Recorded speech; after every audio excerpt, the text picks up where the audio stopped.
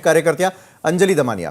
अंजली ताई, खरं तर सर्वसामान्य माणसानं हे सगळं केलं असतं तर कायद्यानं काय केलं असतं हे आपल्याला सगळ्यांना तसं परिचित आहे. मात्र आज सगळ्यात महत्त्वाचा निर्णय, ज्यामध्ये 2 वर्षांची शिक्षा, आमदारकीचं काय हे अद्यापपर्यंत सुस्पष्ट होऊ शकलेलं नाही. कसं पाहताय तुम्ही या संपूर्ण प्रक्रियेकडे आणि आलेल्या निकालाकडे, अंजली ताई? सुरुवातीला मला एक छोटंसं करेक्शन करायचंय. हा. तुम्ही आता सुरुवातीला म्हणताना म्हणालात की त्यांची आमदारकी वाचलेली आहे, तर ती वाचलेली नाहीये त्यांची आमदारकी. कारण आत्ताच्या घटनेला 2 गोष्टी आहेत. एक म्हणजे कन्व्हिक्शन आणि एक म्हणजे सेंटेन्स. तर कन्व्हिक्शन म्हणजे दोषसिद्धी आणि सेंटेन्स म्हणजे शिक्षा. तर दोषसिद्धीवर कुठच्याही प्रकारची स्थगिती आलेली नाही. त्यामुळे त्यांची आमदारकी ही रद्द होणारच. आणि त्याच्यात आता विधिमंडळ अध्यक्ष ती कारवाई कधी सुरू करतात हे आपल्याला बघावं लागेल. कारण त्यांना ज्या वेळेस ती ऑर्डर मिळेल, आता हायकोर्टची ऑर्डर मिळाल्यानंतर कन्व्हिक्शनला स्टे केल्या नाहीये, त्यामुळे त्यांना आता ही कारवाई करणं भाग आहे. आताच्या घटनेला दुसरी गोष्ट म्हणजे त्यांना जी शिक्षेपासून त्यांना जी बेल मिळाली आहे, आताच्या घटनेला शिक्षेवर त्यांनी स्टे दिलाय. त्याचा अर्थ की त्यांना बेल मिळून ते आत्ताच्या घटनेला जेलमध्ये जाणार नाही.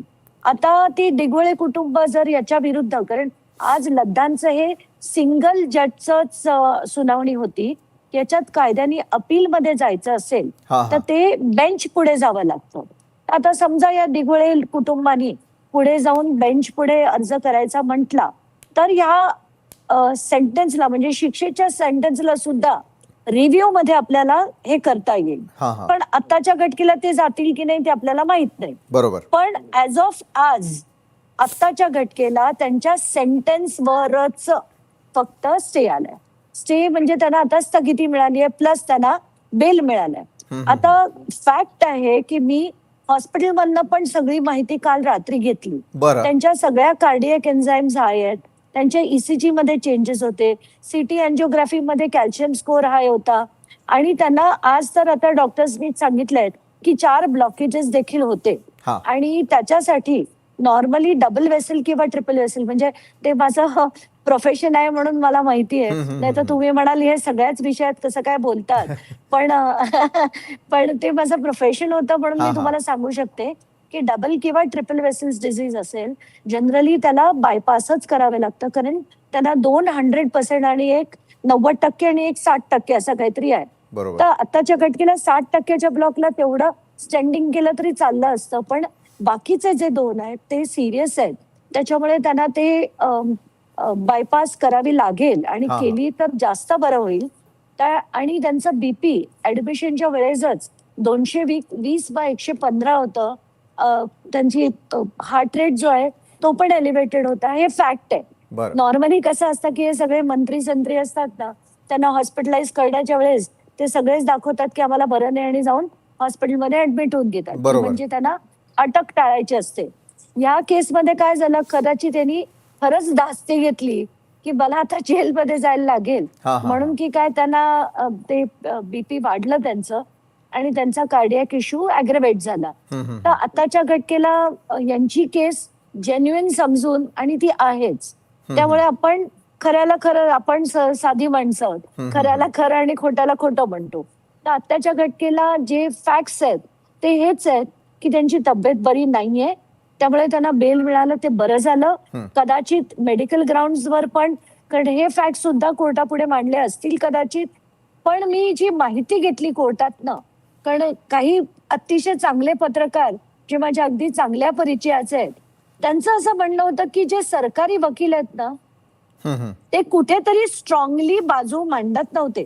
त्यांनी आर्ग्यू केलं की बाबा यांनी जी सदा निकाल लाटली ती चुकीची होती, अमुक तमुक, पण जे स्ट्रॉंग आर्ग्युमेंट ज्याला आपण म्हणतो ना, इनफॅक्ट त्यामुळे एकदा जजनी त्यांना हे देखील विचारलं की तुम्ही कुठच्या बाजूने आहात, म्हणजे या बाजूने आहात का त्या बाजूने आहात, इतकं देखील जजनी त्यांना फटकारलं.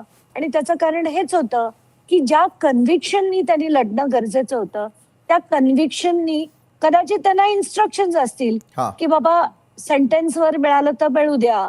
आता आपल्याला माहित नाही खरं तिथे त्यांना डायरेक्शन्स काय गेल्या होत्या सरकारकडनं, पण जजनी त्यांना फटकारलं हे खरंय. आणि त्यांनी तितकं स्ट्रॉंगली सेंटेन्स विरुद्ध आर्ग्यू केलं नाही, हे देखील तितकंच खरं. आता पुढे काय होतं बघू आपण, पण आमदारकी ही त्यांची लगेचच रद्द होणार आहे, याच्यात काहीच शंका नाही. बरोबर आहे. मग ज्या वेळेला अनेक गोष्टी समोर येताना दिसतात की एका बाजूला आलेला निकाल, 2 वर्षांची शिक्षा आणि 2 वर्षांच्या शिक्षा आणि आमदारकीचा प्रश्न, खरोखर यावरती कसा प्रकाश टाकणार आहात आपण? नाही, जसं मी म्हंटल की आत्ताच्या घटनेला दोनच गोष्टी होत्या, कन्व्हिक्शन आणि सेंटेन्स. बरोबर. आता कन्व्हिक्शन अपहोल्ड केलंय त्यांनी, त्याच्यावर कुठल्याही प्रकारचा स्टे दिला नाहीये. हा. म्हणजे 2 वर्षाची शिक्षा ती त्यांना होणार. म्हणजे आता कसं असतं, आता लांबण लागते. आता ते पूर्ण हिअरिंग होईल, ट्रायल चालेल, त्याच्यात आता 8-10 किती वर्ष जातील आपल्याला माहित नाही. पण ते होईपर्यंत त्यांची आमदारकी त्यांना राहता येत नाही. त्यामुळे विधिमंडळाला त्यांच्या बरखास्तीची जी कारवाई आहे ती करावी लागेल आणि ती होईल. बरोबर आहे. म्हणजे एका बाजूला जे आर्ग्युमेंट आपल्याला होताना पाहायला मिळत होतं त्यावरती सगळ्या माध्यमांचं देखील तशाच प्रकारे लक्ष होतं आणि दुसरीकडे जे सर्वसामान्यांना वाटत असतं की ज्या वेळेला एखाद्या प्रकरणामध्ये कोणी मंत्री गुंततो त्यावेळेला मात्र त्याला वेगळं संरक्षण दिलं जातं का, या केसच्या बाबतीमध्ये तुम्हाला काय सांगावंसं वाटतंय सर्वसामान्य जनतेला? दुसरीकडे ज्या वेळेला आज आर्ग्युमेंट सुरू होतं त्यामध्ये तत्कालीन काळामध्ये ज्या वेळेला तो फ्लॅट घेण्यात आलेला होता त्यावेळच्या उत्पन्नासंदर्भामधले अनेक दाखले दाखवण्यात आलेले आहेत आणि कसं उत्पन्नाची मर्यादा त्यावेळेला योग्य होती आणि त्यातून ती सदनिका मिळालेली होती. हे आर्ग्युमेंट आपण कसं पाहता? नाही, तेव्हा देखील त्यांनी दाखवलं होतं की बाबा यांच्याकडे 25 एकर वडिलोपार्जित जमीन होती, त्यामुळे ते तसे गडगंज होते, त्यांचे ऊस देखील ते करायचे आणि त्यामुळे त्या ज्या कॅटेगरीमध्ये म्हणजे 2,500च्या कॅटेगरीमध्ये ते कुठल्याही अँगलनी बसत नव्हते. आणि असं असताना त्यांनी ती सदनिका लाटली, याच्यात काहीच शंका नाही आहे. त्यामुळे पहिल्या कोर्टनी त्यांना त्याच्यात शिक्षा दिली, पण सेशन्स कोर्टनी त्यांच्या कन्व्हिक्शनवर स्टे दिल्यामुळे त्यांची आमदारकी चालू राहिली. पण आत्ताच्या घटनेला कन्व्हिक्शनवर स्टे आला नाहीये, त्यामुळे आमदारकी ही जाणारच आहे. तर लोकांना आता मला वाटतं सगळ्या आमदार खासदारांना हा एक छोटासा धडा आहे की तुम्हाला वाचवायला जर कोर्टाने शिक्षा दिली तर तुम्हाला वाचवायला परमेश्वर सुद्धा येऊ शकणार नाहीये, तुम्हाला शिक्षाही भोगावी लागणार आहे. आणि हा एक धडा घेऊन हे जर सुधारले सगळे आपले महाराष्ट्राचे राजकारणी तर अतिशय बरं होईल. पण तसं होईल असं वाटत नाही. पण बरं. ठीक आहे, बघू, आशावादी आपण आहोत. आशावादी राहूयात आपण त्या संदर्भामध्ये. कारण एका बाजूला कुठल्याही प्रकारचा न्याय असेल किंवा कायदा असेल हा सगळ्यांसाठी सारखा असतो हे दाखवून देणारं हे उदाहरण आहे. यातून पुढच्या काळामध्ये अनेक राजकारणी काय धडा घेतात त्याकडे आपल्या सगळ्यांचं लक्ष असेल. धन्यवाद अंजलीताई, तुम्ही आमच्यासोबत जोडला गेलात आणि या संदर्भात सविस्तर बोललात त्यासाठी. दरम्यान भाजप आणि शिंदेंच्या शिवसेनेकडूनही माणिकराव कोकाटेंच्या या प्रकरणावर